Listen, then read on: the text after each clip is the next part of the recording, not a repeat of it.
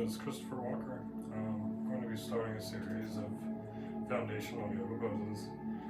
Being that this is my first upload, give a little bit of background. I've been practicing yoga for about 7 years now, since about 2017. Yoga completely transformed my life. It is not just a form of exercise. It's not a religion. Yoga is just a way to practice being a better human in this world. It has been tremendous to my life and my impact upon others. Currently, I am in my 200-hour yoga teacher training, and I felt this would be a good way to start sharing my practice with others and what I've learned. So today's pose is going to be Tadasana, also known as mountain pose. Tada meaning palm, and asana meaning your seat or posture. Seat is kind of just a broad description, as in seat you are comfortable within, the way you hold your body. Mountain pose is symbolic of being in the form of a mountain, standing tall, being in your body, being in a good posture, standing with your spine, connecting your lower portion of your body to your upper. So the peak pose will be Tadasana today, and at the end of the class or this video we will stand in Tadasana for 1 minute. So we're going to begin in Tadasana, or butterfly pose, just to kind of get your ankles warmed up. So we're going to get the seat kind of tall, knees spread wide, feet open, and we're just going to rub our feet a bit.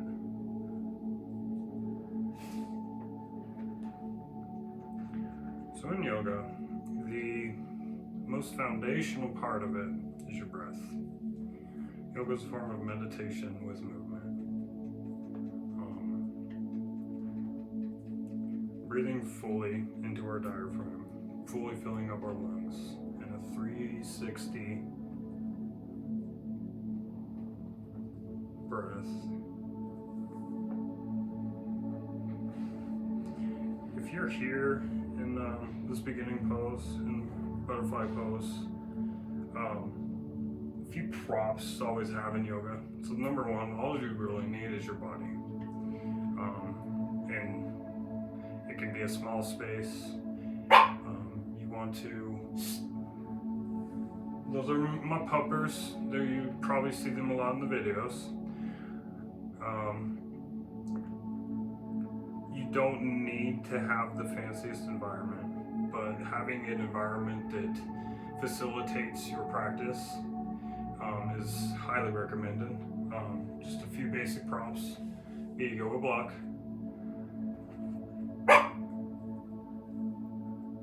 yoga strap,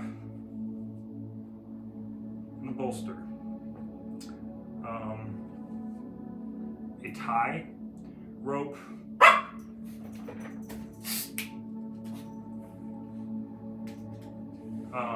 tie or rope can be used as a strap. These will be useful in things like where, if, say you have a shorter wingspan, you can't quite touch, you can always hold the strap in between, and then it will help you with poses like holding your foot if you can't quite reach. A block is to just kind of close the gap between you and the ground. Super beneficial for anybody at all levels of practice. Some replacements could be a book, a box, anything sturdy enough to kind of bear weight. And then a bolster for any lying poses, to elevate your feet and your hips off the ground. A replacement for that could be a pillow. It's coming out of Tadasana or Tadasana, bound angle pose. going to come in onto our hands and knees and into child pose. So in child pose, depending on where you're at today, a few variations of this could be having your hands back. This is kind of a very calm gesture. It doesn't take as much support as having your arms forward. The goal here is to just find comfort. This is a pose that you can come back to at any point of a yoga practice, regardless of what peers might be doing, a teacher might be doing. Child's pose is here for you to just find your base again. You can always have your arms forward. When we're reaching our arms out, the goal is to ground your glutes towards your hips. They do never have to be touching. You just want to try to lengthen your spine. Having your forehead under the ground, if that's uncomfortable, you can always bring your head up to a block. Hands can be forward or back again. And then to go even further into this would be bringing your arms up behind your head. And here we are stretching into our shoulders, our upper back, while also lengthening our lower back, or having our arms out fold. So the thing about yoga is it is always adjustable to meet you where you're at. Yoga will always meet you where you're at, and it's not about striking the perfect statuesque pose. It's a practice. Some days are just wonderful and golden, and you find the perfect sense of the flow. Some days you are fighting it all along the way, and I've found that there's not been a single day where I rolled out my mat that I've regretted it. Regardless of the challenges, the frustrations, the lessons that come up in practice. Coming out of child's pose, we're going to come onto our hands and knees and do a couple cat cows. Start warming up into our hips. So in tabletop pose, you want your knees directly under your hips. Your knees can be spread out wider if needed. If you aren't comfortable in your hips, if the ground is too hard under your knees, you can always roll up an edge of your mat and have some more cushioning under your knees. Using a blanket under your knees or a bolster if needed. So starting at the lower body there, we want our hips positioned directly over our knees. And then our hands are going to be directly under our shoulders with our wrists in a line, as flat of a back as possible. And as you start to get more used to this pose, you're going to be trying to displace your weight into your hands evenly, with a slight observance of your hands, the pressure that you're bearing more on the inside, with your elbows rotated out, kind of like you were opening a jar. That's kind of getting more advanced into that, but that's just the stabilization that you kind of want in your tabletop. With yoga, all poses kind of have the foundation, and then that's where you branch out and get into the more complex asanas. So we're starting in our tabletop. We're going to go ahead and do some cat cows. With cat cow, you want to start at the base of your spine. So with your tailbone will be the start of all movements leading up into the rest of your spine. So the cow position is going to be dropping our bellies and lifting our heads. Starting with that base of your spine was where you will begin to engage the movement and roll into the rest of your head, or coming up in your spine, into your cervical spine. Starting in cow, breathing in. Starting at the base of your spine, tucking your tailbone, coming into cat. Most of these postures will be holding about 3 to 5 breaths. That's full inhales, full exhales. You want to tuck in your spine, coming back into cow. Just as any meditation practice, if you find yourself getting carried away into thoughts, previous events in the day, interactions, your breath is always here to guide you. Your breath is the fuel that helps you maintain the practice.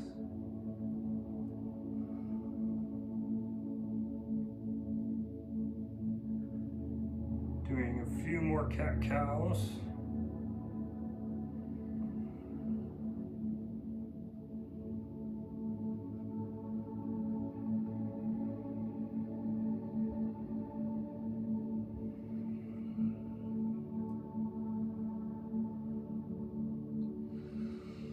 Back into tabletop position. Next, we are going to keep that grounding sensation in our knees, our feet. Here you can have your toes tucked behind you, or you can have your feet flat. Hands spread wide, fingers holding your weight evenly. We're going to bring up our left leg first.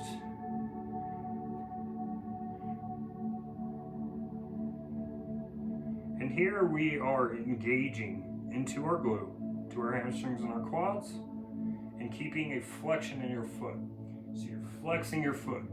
Anytime that you have a limb opposing away from you, strengthening into that limb helps you engage your core and engage your balance. Bringing that left leg down, we're going to bring our right leg up. Again, keeping a flat back. You want your hip tilted towards the ground. So we're not opening up into our hip. You are trying to keep that engagement, and using your glute would be the muscle of focus that would bring your leg up higher. Opening your hip takes away the engagement and that strengthening into that leg that we're looking for in a position like bird dog. Bringing our right leg back down, we're going to go ahead and pull our left arm forward. So just as much as our legs, when we have our arms extended, it's not that we're just flopping it forward. Having a full engagement into this arm has helped keeping that full body stabilization.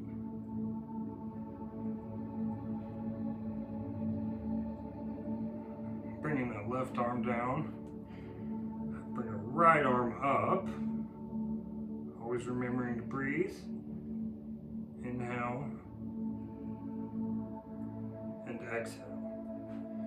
We will be exhaling on our lowering movements and inhaling on our uprising movements, essentially. We'll go ahead and now we will combine opposite sides of our limbs.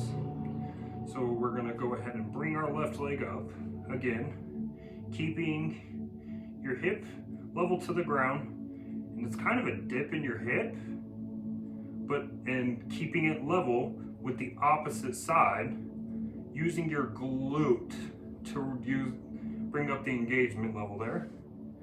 And we will go ahead and bring our opposite side hand. So our right hand is what we'll raise.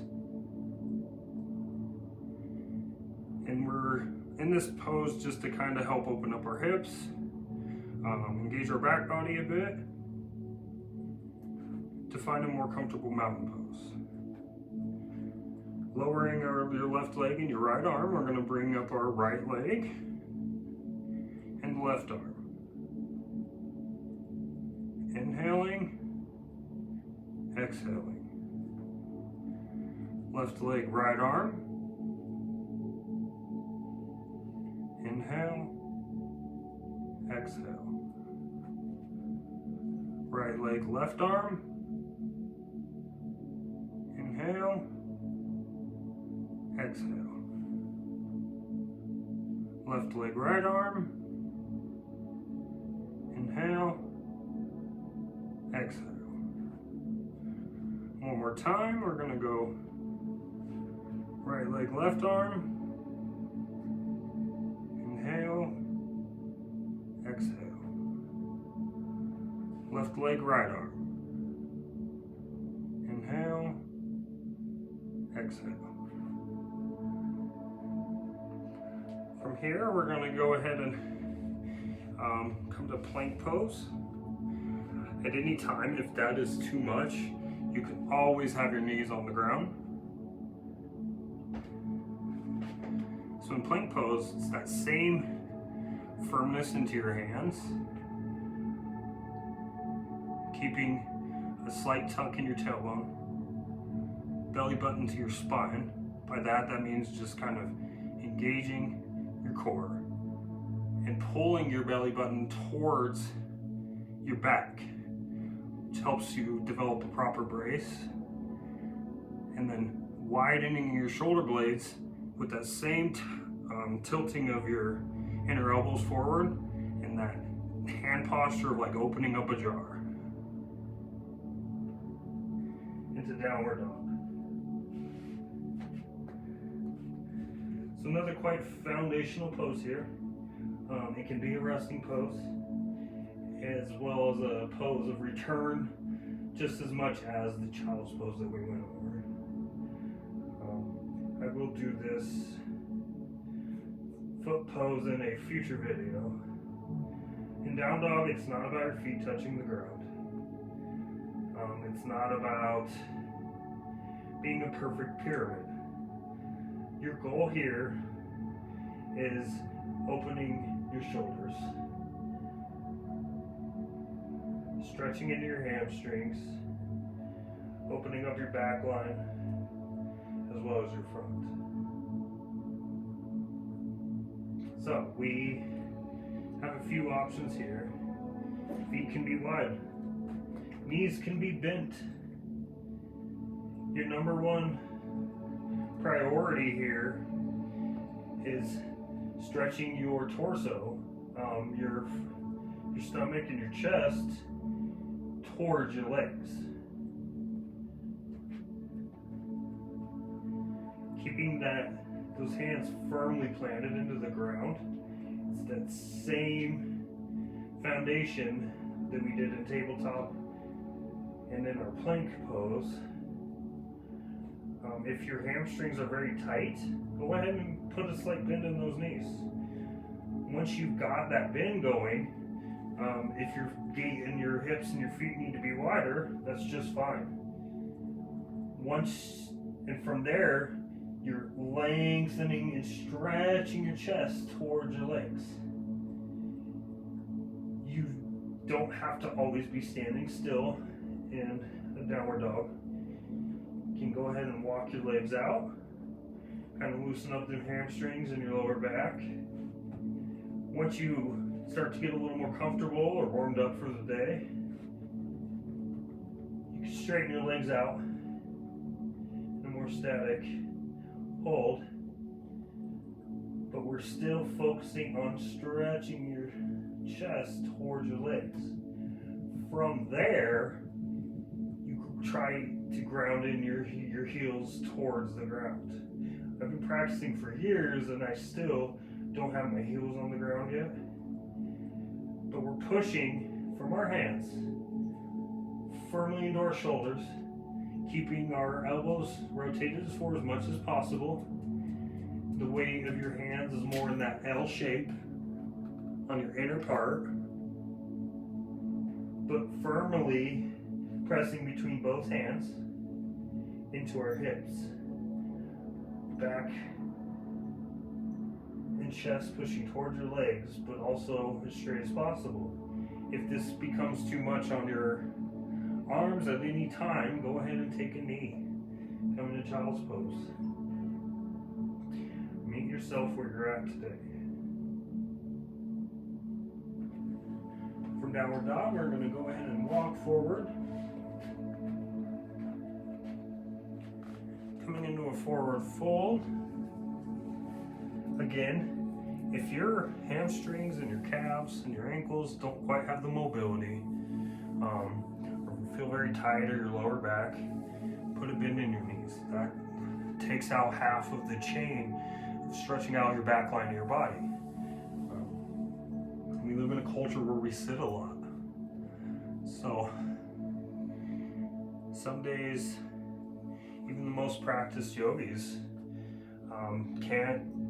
don't always feel perfect. So in our forward fold, if you need to put a bend in your knees, go ahead. We're going to possibly, if you need your block, that helps bridge the gap between you and the ground.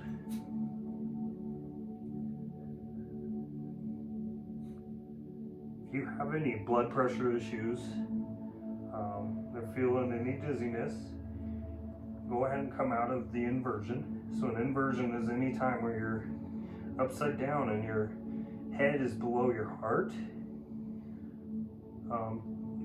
Take this practice as the way you need it, and find what you can do to the best of your ability.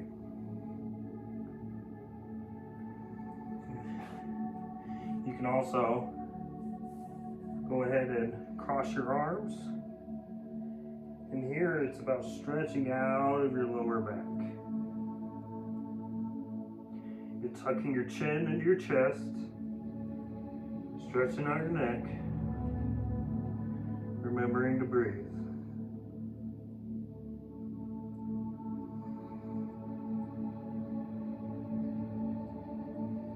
Coming out of our forward fold, we're going to come into a halfway lift. Again, keeping a bend in your knees if you need to.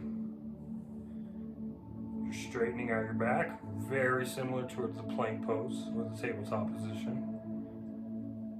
So here we're thinking about bringing our head forward and stretching our glutes and our back the opposite direction. Yoga very much uses two opposing forces, but even the most simple poses can be quite deceptive in the fact that there's always a level of engagement. So we're thinking about our breath while going through these motions. And we're trying to maintain the focus, firstly on the breath. The posture is always kind of last. It becomes the byproduct of what we're doing. So in our halfway lift, we're going to go ahead and come back to a forward fold. Go ahead and put a slight bend in your knees. We're rolling up.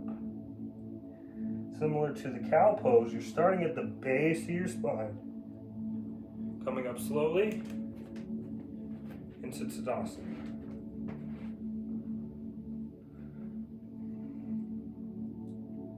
So, Tadasana, mountain pose. This is the foundation pose for any balancing poses. It is also a resting pose. Any time you feel you're overwhelmed, you need to catch your breath, your heart rate is elevated, Tadasana is here for you.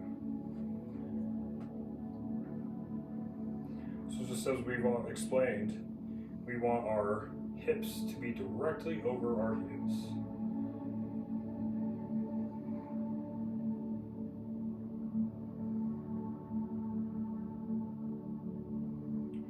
Standing tall and into your body and your space. Having an engagement in your glutes. So you're tensing your quads a bit and your glutes. Tilting your pelvis down, tucking your tailbone, opens up your front line, chest broad, release your shoulders down, creating space between your ears and your shoulders, and a slight tuck of your chin towards your neck. So you're not tilting your head back, you're not letting your spine curl forward, you're being open. Sometimes this front body opening can feel very vulnerable. You are essentially giving your heart to the world.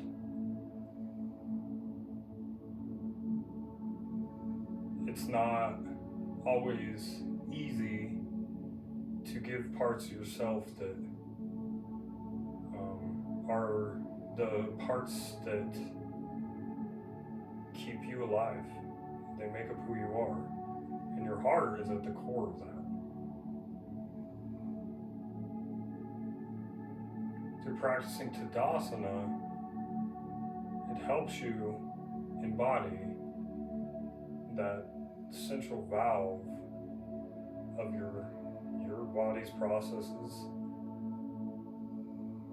Your heart is also what leads your way into the world and helps you show up for anyone else. So keeping your sternum broad, shoulders back, as if you were kind of trying to pinch your shoulder blades back, but not so much that we're curving back. We're standing as straight as possible.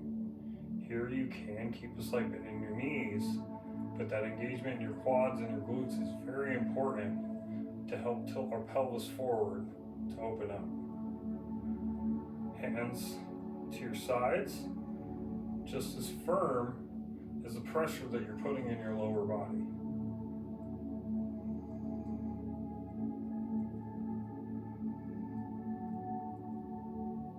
Coming from Tadasana, we're going to go ahead and do a few half sun salutations.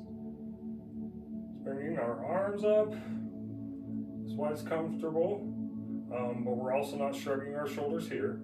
Leaving space, dropping our shoulders back, using our sides to lift up our arms, not the tension that we feel in our shoulders. Coming down to a forward fold, half lift, breathing in, forward fold, exhale. Starting at the bottom of your spine, rolling up. Tadasana.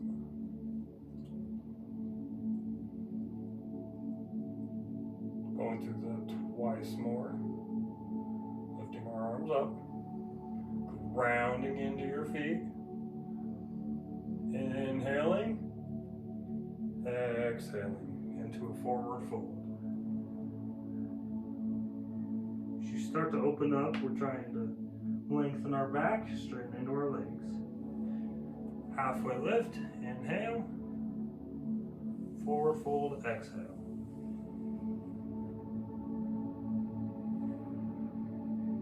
Slight bend in your knees, tucking your spine, rolling up gently. Coming back into our Tadasana. One more time, we're going to bring our arms up. Forward fold, exhaling. Halfway lift, inhale. Forward fold, exhale. Bend in the knees. Tucking your spine. Rolling up gently. As From here, bring your hips at any time. You're keeping your hip gait what's comfortable for you. Never do you want your feet fully clamped together. You always want some space between your heels. From a standard Tadasana, we're going to bring our feet out at about hips. We want railroad tracks. We're going to go ahead and bring our arms up and rotate to the side.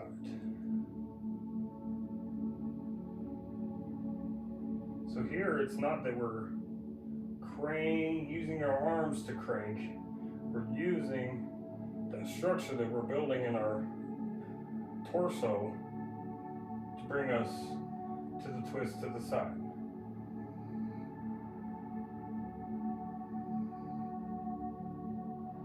Coming back to the middle, go ahead and come up and turning to the right.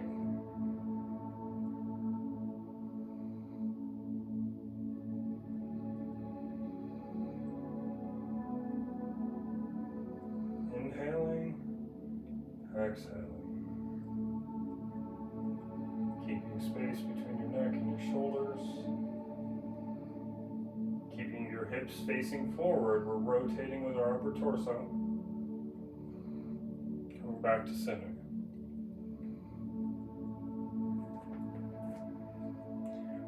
Rounding into our feet.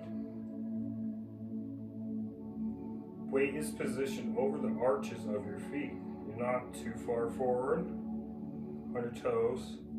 You're not too far back into your heels. But right over the bend in your foot, the natural arch.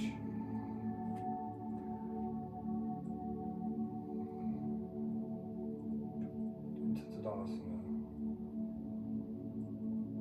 Inhaling, exhale.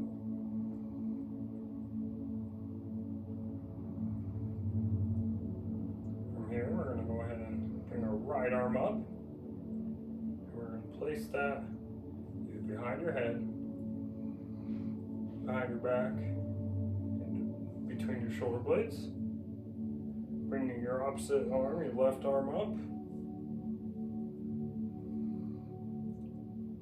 into a side bend. So this is opening up into our shoulders and our side body.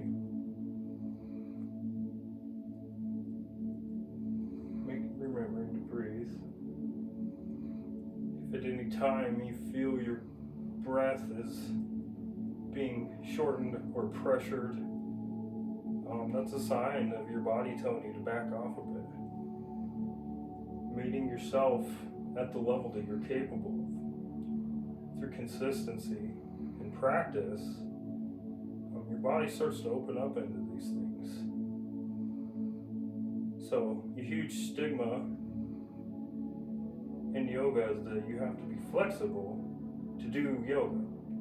Well, the flexibility comes as a byproduct of the practice, just as much as the strength and the balance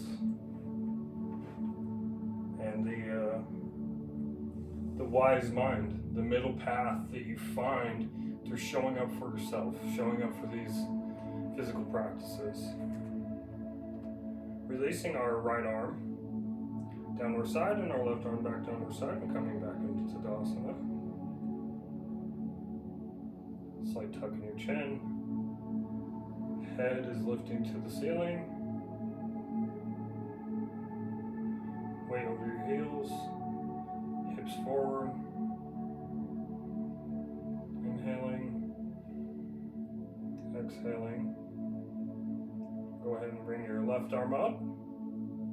Come behind your head. Back down. If we're back here, we're bringing our right arm onto our left elbow, touching between our shoulder blades. Opening up into that shoulder.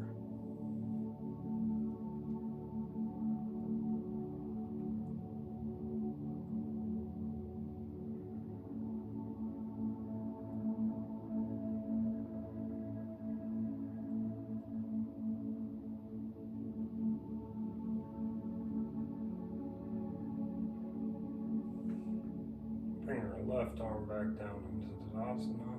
Go ahead and take a full round of breath here. Inhaling,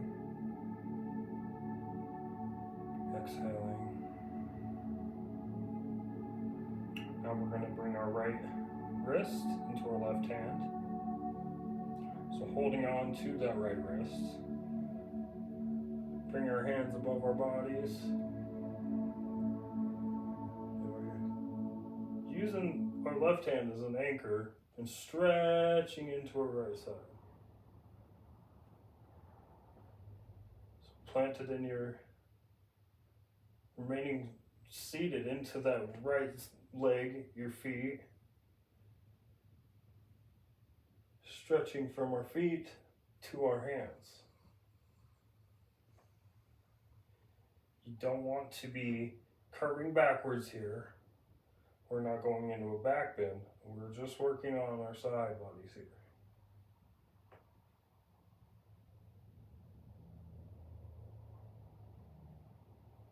And we're using that left hand as an anchor, but also to help pull that right arm out, while still trying to maintain having that space between your shoulder and your neck. So we're not scrunching that shoulder up into our sides of our heads. We're keeping the space there while stretching the side body. Hands up. And we're going to go ahead and come back down to a forward fold. Exhaling. Half lift, inhale. Flat back. Butt back. Forward fold. Exhaling. Rolling back up into Tadasana.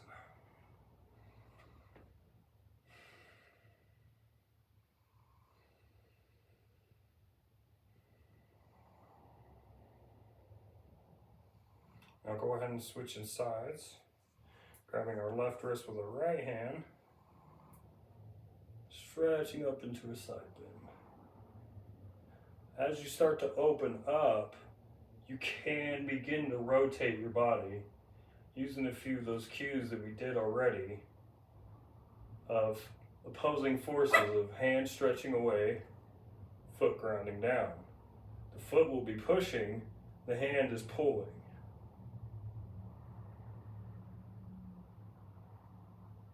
By bracing into our body, belly button is to your spine, tailbone tucked, hips firm, but still forward, is where you start to work into a deeper stretch. You can rotate, or you might just look like you're here. If you have any shoulder issues, I would recommend just starting out with the first stretch we did. Just having your hand up behind your head, behind your back.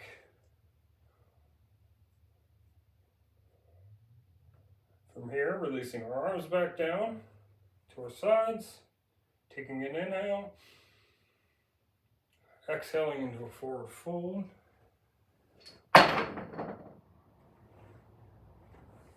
Inhaling to a halfway lift, back down into a forward fold. Come back up, rolling your spine slowly. Let your vertebrae domino into place. Back into Tadasana. From here, we're going to come into close to our last pose. We're going to do a little bit of chair pose. Feet can be wide. Feet can be close together. So traditional chair pose in yoga is arms forward. When we're here, it's having a straight line from your tailbone up to your head. It's not about trying to come down as low as you can.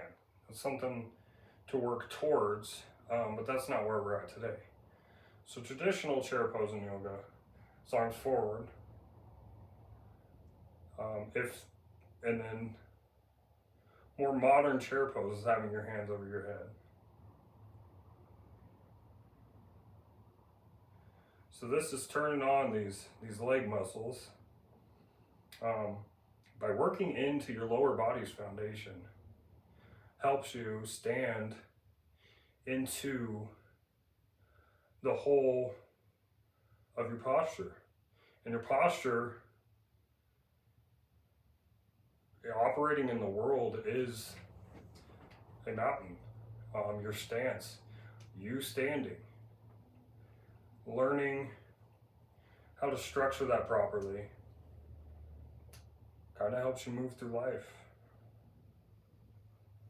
If this is a bit too much, you can always have your hands lower. You can have your hands here. You can always bring your hands at your heart. Coming out of chair pose, we're going to come into our final Tadasana, standing where your feet are comfortable. This Tadasana, we're going to hold for about 5 to 6 breaths.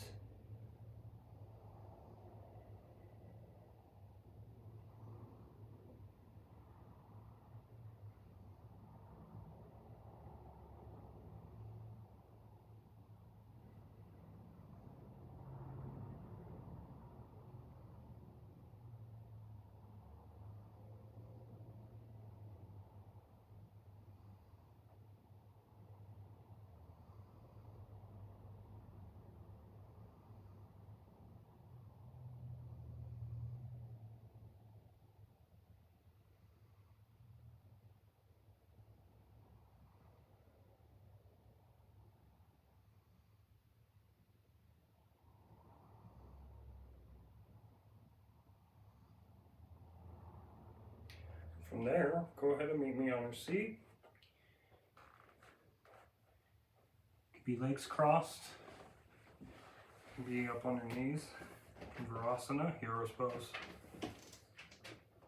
To finish practice, you can come down onto your back and finish in a Shavasana or a seated pose.